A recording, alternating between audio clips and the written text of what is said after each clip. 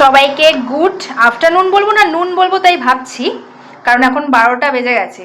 আর শাক দেখিয়ে ভিডিও শুরু করছি, তার কারণ হচ্ছে পালং শাক বাবা কেটে রেখেছে, মা ভিজিয়ে রেখেছে জলের মধ্যে।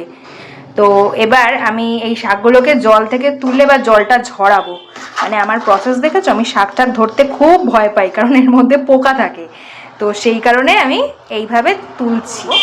মা একটু বেরিয়েছে বাবার সাথে, তো সেই কারণেই আমাকেই করতে হবে। মা বলে দিয়ে গেছে যে কেমন কেমন করে শাকটা আমাকে করতে হবে। চলো এবার আমি শুরু করব রান্না। এখানে শিম আর আলুটাও কেটে নিয়েছি। প্রথমে বড়ি ভেজে নেবো, বড়িগুলো প্রথমে ভেজে নিই। বড়িগুলো লাল লাল করে ভেজে তুলে নিয়েছি, কড়াইতে সর্ষের তেল দিয়ে দিয়েছি। এবার ফোড়নে দিচ্ছি 5 ফোড়ন।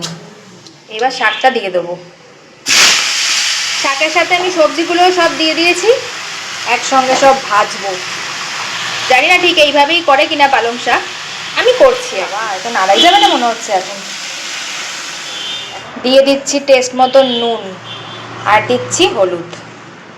ঝাল বলতে এই একটাই কাঁচা লঙ্কা দেবো, মানে লঙ্কাটার সাইজ দেখেছো তোমরা, মানে এই একটাতেই কাফি। এইবার আর একটু নেড়ে চেড়ে এবার ঢাকা দিয়ে দেবো। নুনটা দিলাম, শাকটা মনে হচ্ছে একটু সেদ্ধ হয়ে গেলে নরম হয়ে যাবে, মানে নেমে যাবে আর কি, তাহলে আমার একটু নাড়তে সুবিধা হবে। তাও অনেকটাই নেমে গেছে অলরেডি। ঢাকা দিয়ে দিই, এবারে খুলে দেখি কতটা হলো।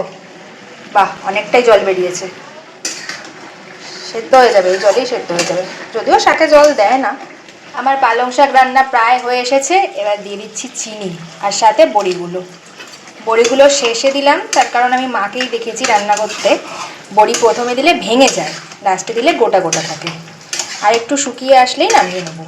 একদম মাখা মাখা হয়ে গেছে আমার পালং শাক রান্না, পুরো রেডি। তো আমার পালং শাক রান্না কেমন হয়েছে, সব ঠিকঠাক আমি করতে পেরেছি কিনা সেটা তোমরাই কমেন্ট করে জানিও।